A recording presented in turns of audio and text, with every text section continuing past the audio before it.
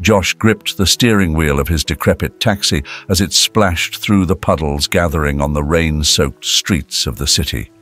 The wipers struggled against the relentless downpour, smearing the droplets across the windshield in a futile attempt to clear his view. He squinted through the blurred glass, his focus torn between the road ahead and the troubling thoughts that clouded his mind. "What am I even doing with my life?" he muttered to himself, the words barely audible above the sound of the rain hammering on the roof of the cab. His cab, an old model that seemed to wheeze with effort with every mile it covered, was a perfect metaphor for how he felt about his life, worn out and outdated. The engine groaned as he accelerated, a sound that resonated a little too well with the growing frustration in his chest. Every rattle felt like a mockery of his own stagnant existence. Josh had always dreamt of something more, something better than the endless cycle of picking up and dropping off, of fake smiles and feigned interest in the lives of his passengers. He had thought about going to college, getting a degree, and maybe starting a business.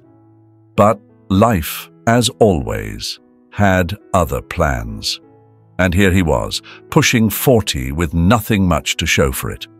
As the traffic light ahead turned red, Josh's gaze drifted to the people scurrying along the sidewalks, their umbrellas battling the wind. He sighed deeply, the breath fogging up a small circle on the window beside him. "Another day, another dollar," he said, the irony of the statement not lost on him as he thought about the paltry sum he would take home tonight. Just then, a jolt disrupted his reverie as the car behind honked impatiently. The light had turned green. Josh stepped on the gas, and the cab sputtered forward unenthusiastically. He couldn't shake off the heaviness in his heart. It wasn't just the weather that was gloomy. His spirit felt just as overcast. He was supposed to pick up a client from a high-rise downtown, someone important, or so his boss had said. Mr. Rufus, his manager, had made it clear that there was no room for error today. "Don't be late, Josh," Rufus had warned with that condescending tone he so often used. "This client is a big deal, and we can't afford to screw this up. Remember, everyone's replaceable." Josh clenched his jaw at the memory. He knew what Rufus meant. In the 5 years he had been driving the cab, he had seen many drivers come and go. No one was indispensable in this business, especially not him. As he turned into a narrower street, trying to find a quicker route to make up for lost time, a figure suddenly appeared in the beam of his headlights. It was a woman, her arms waving frantically, her soaked figure illuminated briefly by the streetlight above. Josh slammed on the brakes, cursing under his breath as the cab skidded slightly on the slick pavement. "What the heck?" he exclaimed, his heart pounding as he rolled down the window. "Are you trying to get yourself killed?" The woman rushed up to the passenger side, her face pale and eyes wide with urgency. "Please," she gasped, out of breath and drenched to the bone. "I need help." Josh hesitated, his instinct to remain professional warring with the human desire to assist someone in need. He glanced at the clock. Helping her could mean he'd be late. He couldn't afford to lose this job, not in this economy, and certainly not with his luck. "Please," the woman repeated, her voice breaking as she clutched her belly. "It's urgent." Something in her plea, or maybe the sheer desperation in her eyes, made Josh's decision for him. He unlocked the door. "Get in," he said, trying not to think about the reprimand he would likely face from Rufus. As she climbed into the cab, her grateful "thank you" was almost lost in the sound of another car splashing by. Josh pulled away from the curb, his mind racing as he tried to figure out how he was going to explain this detour. "What's your name?" he asked, glancing at her through the rearview mirror. "Selina," she replied, her voice steadier now that she was out of the rain. "And before you ask, yes, I'm in trouble, but I'm not dangerous." Josh raised an eyebrow, his curiosity piqued despite the circumstances. "Care to elaborate?" She looked out the window, her reflection a ghostly image against the passing lights.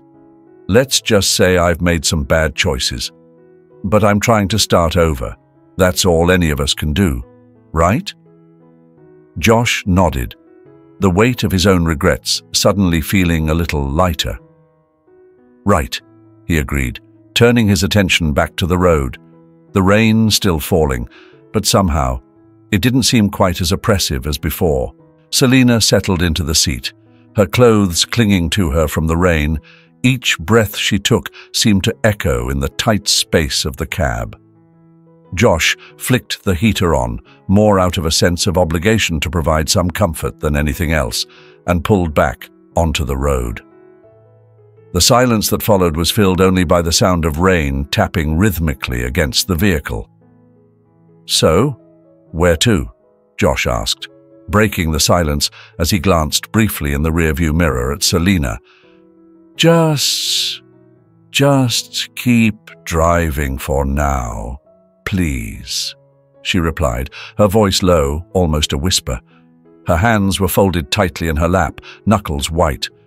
Josh sensed the urgency in her voice, but his curiosity and concern had been piqued. He decided to push a little, despite the voice in his head warning him against prying into a passenger's business. "You know, it's not every day I pick up a stranded person in the middle of a storm, especially not one who admits to being in trouble the moment they get in." Selina sighed, a long, weary sound that seemed to carry more stories than the cab could hold.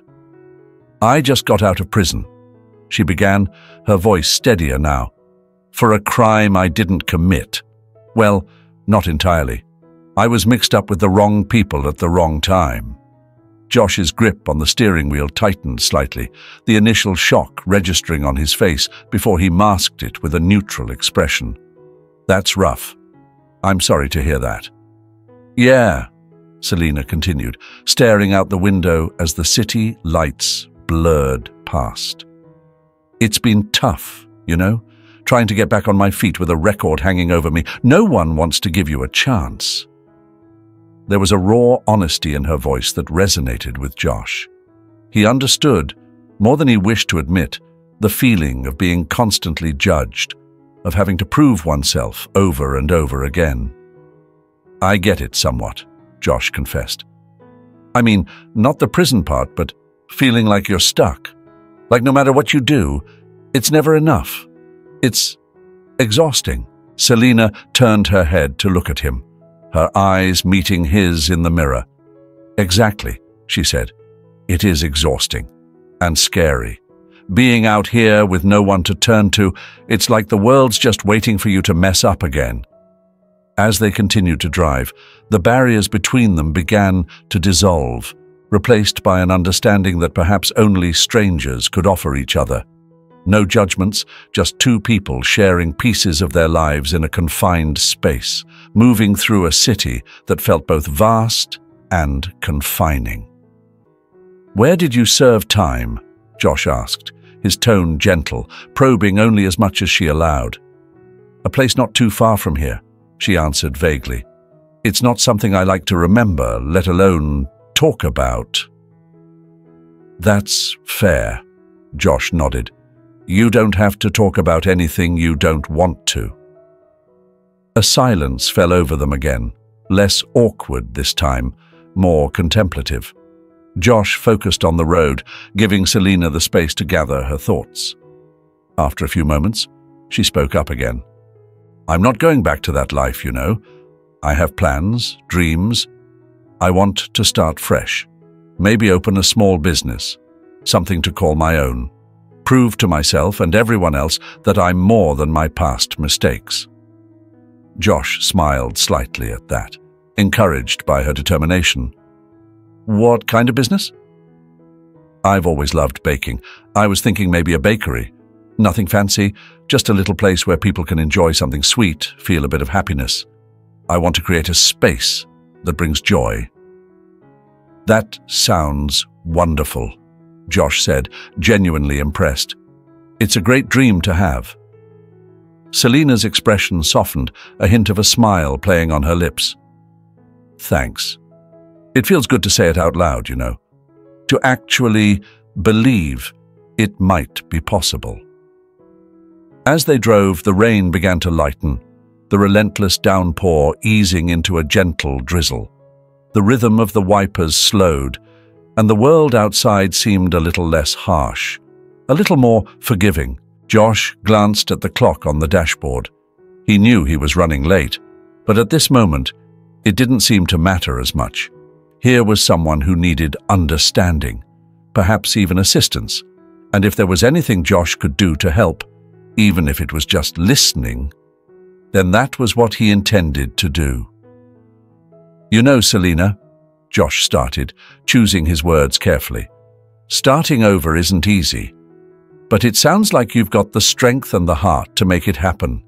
If you ever need a customer to test out your pastries, count me in." Selina laughed, a sound that seemed too rare and precious for the confines of the old cab. "I'll hold you to that, Josh, and thanks for listening. It means more than you know." As the cab turned down another street, the cityscape shifting around them, there was a sense of tentative hope in the air. For the first time in a long while, both Josh and Selina felt that maybe, just maybe, the road ahead wasn't as daunting as it had once seemed. As the gentle drizzle turned back into a downpour, the warmth inside the cab seemed to contrast sharply with the bleakness outside. Josh glanced again at Selina through the rearview mirror, noticing how the streetlights played across her face, highlighting a mixture of hope and apprehension. "Josh," Selina's voice broke the comfortable silence that had settled between them. "Can I ask you for a favor?" "Sure," Josh responded, his tone open and encouraging. "What do you need?" "Could you drive me to the bus station instead?" she asked hesitantly.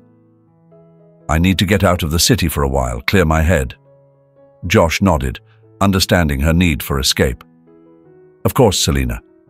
No problem at all." As he redirected the cab toward the bus station, Selina seemed to sink deeper into her thoughts, her earlier burst of optimism tempered by the gravity of her situation.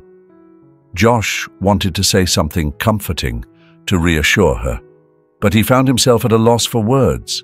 He knew all too well that sometimes life didn't offer easy reassurances. The silence that followed was filled with the soft sound of rain hitting the cab and the intermittent squeak of the windshield wipers. Josh found himself reflecting on his own life, on the rut he felt trapped in. Selina's resolve to change her life, despite everything stacked against her, made him question his own resignation to his circumstances. Finally, breaking the heavy silence, Selina spoke up again. "Do you ever feel like you're just stuck?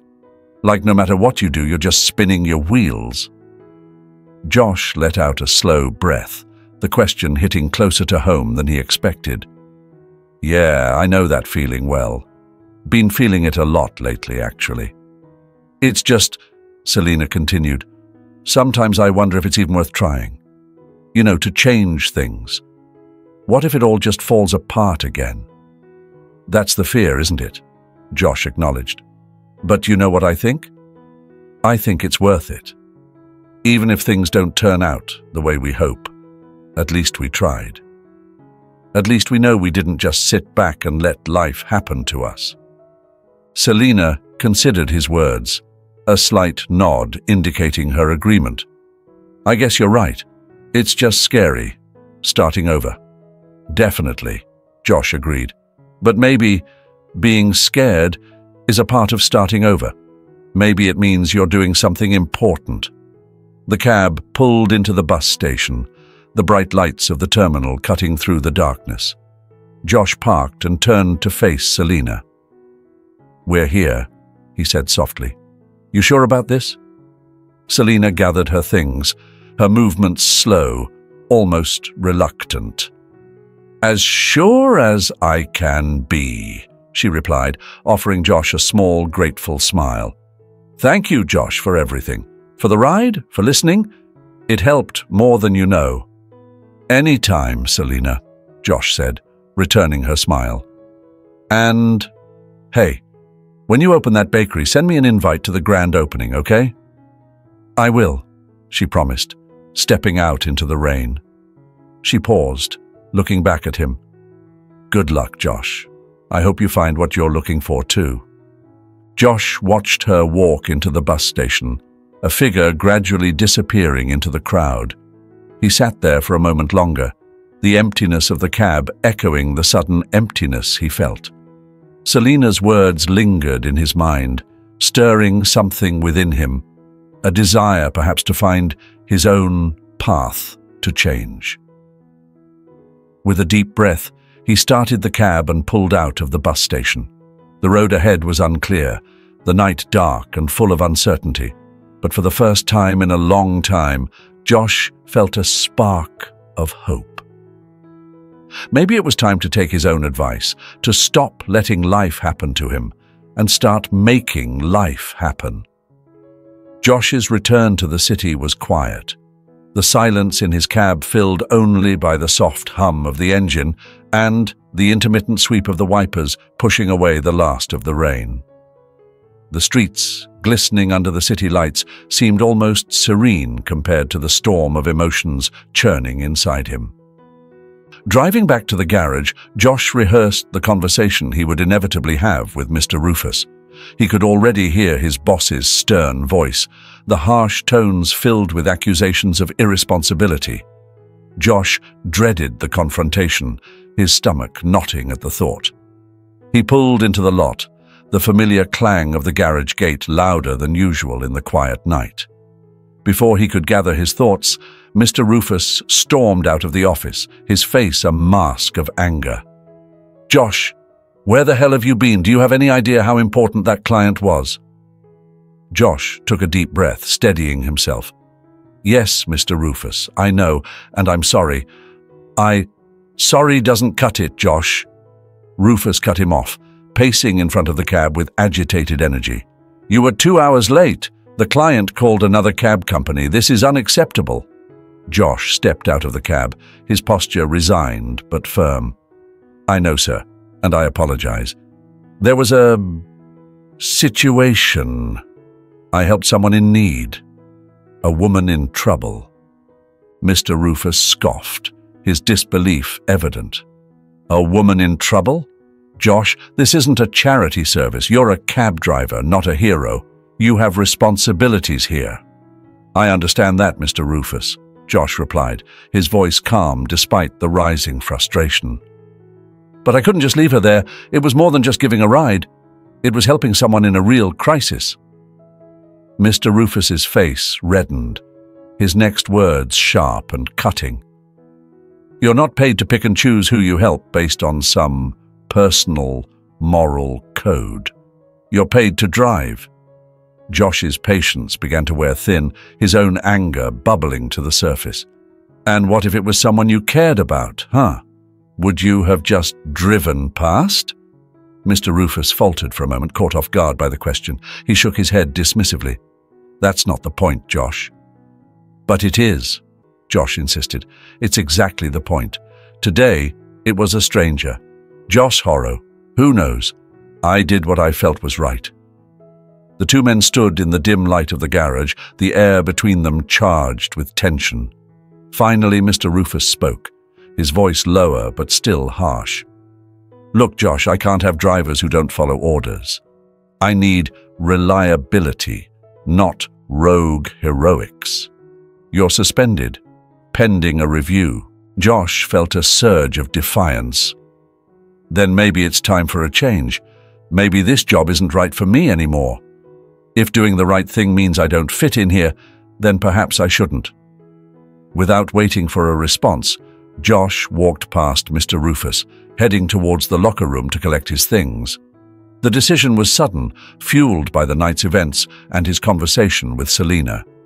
He felt strangely liberated, even as he faced the uncertainty of unemployment. As he emptied his locker, The weight of his decision began to settle in. He was without a job, yes, but also free. Free to pursue something more, something that might bring him a sense of purpose. He remembered Selina's words about starting fresh, about chasing dreams, and a spark of determination lit within him. After Josh had left the bustling environment of the courier office with a promise of a callback, he took a slow walk through his neighborhood. The streets were familiar, but his recent decisions lent a new perspective to every corner and storefront. It was here, in this familiar setting, that Josh's day would take another unexpected turn, one that would deepen his ties to the community he had only superficially known. As he rounded the corner onto his own block, Josh noticed Mrs. Bethy, an elderly neighbor, standing anxiously on the sidewalk, her eyes scanning the high branches of an old oak tree.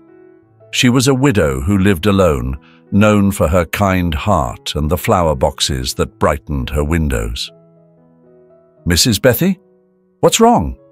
Josh called out, approaching her with concern. "Oh, Josh!" she exclaimed, her voice a mix of relief and worry. "It's Amigo, my kitten. He's climbed up there and can't seem to get down. I've been calling out to him for ages." Josh looked up to see a small, scared kitten perched precariously on a high branch, meowing pitifully. Without a second thought, he reassured her, "Don't worry, Mrs. Bethy. I'll get him down for you." "Oh dear. Be careful, Josh," she fretted, as Josh assessed the tree and then began to climb, finding footholds on the sturdy branches. The task wasn't easy, but Josh moved with determination, driven by a newfound desire to help wherever he was needed. "Here we go, little guy," Josh murmured as he reached the kitten, gently coaxing Amigo into his arms. Carefully, he made his way back down, the kitten now silent and clinging to him. Mrs. Bethy's face lit up with joy as Josh handed her the kitten, safe and sound. "Thank you so much, Josh. I don't know what I would do without you," she said, her gratitude evident in her teary eyes. "It's no trouble at all," Josh replied, brushing off the bark and leaves from his clothes. "I'm just glad Amigo is safe." Mrs. Bethy, still holding Amigo close, suddenly brightened with an idea. "You must come in for dinner, Josh.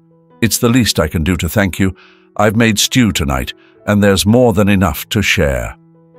Josh hesitated, his mind on the many things he needed to sort out after losing his job. However, the genuine warmth in Mrs. Bethy's invitation and the comforting thought of a home-cooked meal were too appealing to pass up. "That sounds wonderful, Mrs. Bethy. Thank you. I'd love to join you." As they entered her cozy apartment, the smell of beef stew filled the air, warm and inviting. Mrs. Bethy set the table and Josh helped her serve the food. As they began to eat, there was a knock on the door. Surprised, Mrs. Bethy went to answer it. To Josh's astonishment, it was Selina standing at the doorway. Her eyes widened in surprise as she saw Josh. "Josh, what are you doing here?" "I just helped Mrs. Bethy with her kitten, and you?" Josh replied, equally surprised. "I come to help Mrs. Bethy with her groceries every week. She is my grandma," Selina explained, a smile spreading across her face. "Looks like we keep running into each other." Mrs. Bethy clapped her hands delightedly. "Oh, this is wonderful. Selina, dear, join us for dinner. Josh is already here, and there's plenty for everyone." As Selina joined them, the dinner table became a place of laughter and shared stories. The unexpected reunion brought Josh and Selina closer, their conversation revealing shared values and dreams. Mrs. Bethy watched them with a pleased smile, happy to see such warmth in her home. After dinner, as they sipped tea, Josh felt a profound sense of community and connection. The evening had turned into more than just a meal. It was a reaffirmation of his decision to help others and a clear sign that his life was moving in a new direction. "Thank you for the dinner, Mrs. Bethy, "And for bringing us together like this," Josh said, his voice filled with genuine appreciation. "It's my pleasure, dear," Mrs. Bethy replied. "It's always good to have friends around this table." Josh and Selina left Mrs. Bethy's apartment with promises to return soon. As they walked down the street together, Josh felt lighter, more optimistic about the future. The kindness he had experienced that evening was a stark contrast to the harshness of his recent past, and it fueled his resolve to continue making choices that brought positivity into his life and the lives of those around him. Months had passed since Josh and Selina's chance reunion at Mrs. Bethy's dinner, and their lives had woven together in a tapestry rich with new challenges and triumphs. Josh had settled into his new job at the courier service, which, while demanding, gave him a sense of purpose and stability he had long craved. Selina, on the other hand, had found her passion reignited for baking, leading them to a daring but hopeful venture. They opened a small bakery using Josh's savings. The bakery, aptly named Destiny's Treats after their daughter, became a symbol of their new life and dreams. Located in a cozy corner of the neighborhood, its windows were always steamed up from the warmth inside, filled with the irresistible aroma of freshly baked goods. Selina's talent quickly drew a loyal customer base, her specialty being the rich, decadent chocolate cakes and the light, flaky pastries that seemed to melt in one's mouth. However, the path was not without its thorns. Selina's past occasionally caught up with her, casting shadows of doubt among some community members. She opened up to Josh about her deepest fears one evening while they cleaned up the shop after a long day. "Josh," Selina began, her voice tinged with hesitation, "do you ever worry that my past might ruin this for us? That people will see me as a criminal first and a baker second?" Josh stopped wiping down the counter and looked at her, his eyes soft with understanding. "Selina, love, I won't pretend it's easy, but we're more than the worst things that have happened to us. You're more than your past. You're a wonderful mother, a fantastic baker, and the woman I love. We'll get through this together." Selina nodded, taking solace in Josh's words, though the knot of anxiety in her stomach loosened only slightly. "I know. I just can't help but feel like I'm one mistake away from losing everything again." "Hey," Josh said, coming over to take her hands in his. "We've built this from the ground up, together. Every day people come here not just for the food, but for the warmth and love we bake into every piece. They see you, the real you. That's what matters." Their conversation was interrupted by the cheerful ringing of the bell above the door. Mrs. Bethy walked in, her smile as bright as the sunny afternoon, with little Destiny toddling beside her. "Speaking of love, look who's here to help us close up," Josh said, his mood lifting as he watched Destiny run towards him. Mrs. Bethy, now an honorary grandmother to Destiny, helped Selina tie an apron around the little girl, who was eager to help clean. The sight of their daughter, Flower, dusting her hair like a baker in earnest, filled Josh and Selina with a profound sense of pride and joy. "Look at her," Mrs. Bethy chuckled. "A natural baker already. You two are doing a wonderful job, not just with the bakery, but with her. Don't let anyone make you feel otherwise." As the day wound down, the family and Mrs. Bethy enjoyed a quiet moment together in the bakery, the shelves now empty of the day's goods, a testament to the community's support. Despite the undercurrents of past fears and societal judgments, Josh and Selina found strength in their shared dreams and the tangible results of their hard work. Later that night, after putting Destiny to bed and saying goodbye to Mrs. Bethy, Josh and Selina stood together in front of their little bakery. The challenges they faced were significant, but so were their victories. "Selina," Josh said, as they prepared to turn off the lights, "today was a good day, and tomorrow We'll make it even better. Yes, we will, Selina agreed, leaning into Josh as they turned to walk home together, the bakery sign flickering off behind them. Together, there's nothing we can't handle. Their walk back was quiet, each step a reaffirmation of their commitment to each other and to the life they were building. In their hearts, they knew the road ahead would have its share of obstacles, but as long as they had each other, they would continue to rise, stronger and more united than ever. One bright afternoon, Josh, Selina, and their daughter Destiny enjoyed a day out at the park, a moment of simple pleasures under the sunlit canopy of trees. As Destiny scampered ahead, her laughter mingling with the chirping of birds, Josh and Selina shared a quiet, contented walk, discussing their plans for the bakery's expansion. Suddenly, a figure approached them, a man whose presence instantly changed the atmosphere. It was Harry, Selina's ex, the man whose actions had once nearly destroyed her life. He stood before them, hesitant yet determined to speak. "Josh, Selina," Harry began, his voice uneasy. "I know I'm the last person you expected to see today." Josh stiffened, instinctively stepping closer to Selina. "Harry, what are you doing here?"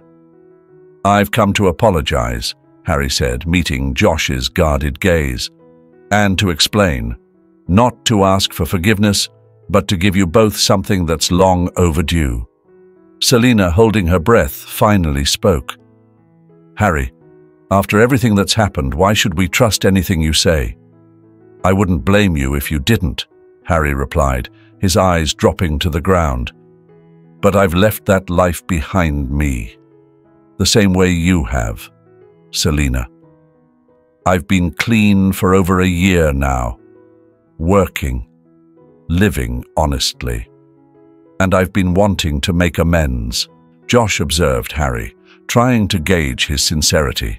It was then that Harry produced a document from his jacket, a legal paper ensuring the full transfer of an old shared property that had been a bone of contention back into Selina's name, free of any claims. "I owed you this, Selina. The house is yours, as it should have been all along," Harry said, handing over the document. "I'm also here to see Destiny, just to see her, nothing more." Selina took the papers, her hands trembling slightly. "Harry, this doesn't change what happened, but it's a start." As they talked, another figure appeared in the distance. It was Mr. Rufus, unexpectedly walking towards them. He had been out for a walk to clear his mind after a difficult week at the office, where a series of misfortunes had forced him to reconsider many of his past actions, including how he had treated Josh. "Josh," Mr. Rufus called out as he approached, "I've been thinking a lot lately about how things went down. I wasn't fair to you, and I see that now." Josh looked between Mr. Rufus and Harry, the past and present colliding in the quiet of the park. "Mr. Rufus, I appreciate you saying that." Mr. Rufus nodded, looking genuinely remorseful. "I've been given a second chance myself, Josh. I was let go from the company, found a new role elsewhere. It's humbled me, made me realize the value of good men like you. I hope you can accept my apology." As Harry and Mr. Rufus both stood before Josh and Selina, it felt like a moment of unexpected reconciliation. Selina, holding the legal papers, looked up at Josh, her eyes reflecting a mix of hope and caution. "Josh, I think it's time we put the past truly behind us," she whispered. Josh nodded, squeezing her hand. "Let's start fresh, all of us." The group's conversation gradually became more relaxed, discussing paths forward, the future of their community, and even sharing a few laughs. Destiny, oblivious to the weight of the conversation, tugged at her parents to play. Harry watched from a distance, a bittersweet smile on his lips as he saw his daughter so vibrant and happy. As the afternoon waned, Harry departed first, promising to stay in touch in a more appropriate, respectful manner. Mr. Rufus lingered a little longer, watching Josh play with Destiny.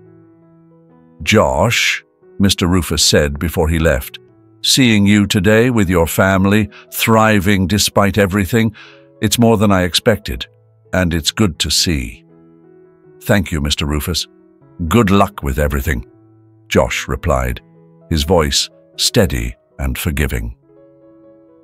That day in the park, amid the chaos of reconciliations and revelations, Josh and Selena's bond strengthened, fortified by the trials they faced together. They returned home with Destiny, feeling lighter and more hopeful about the future. The challenges of their past had not defeated them. Instead, they had paved the way for a deeper understanding and a firmer resolve to build a better tomorrow.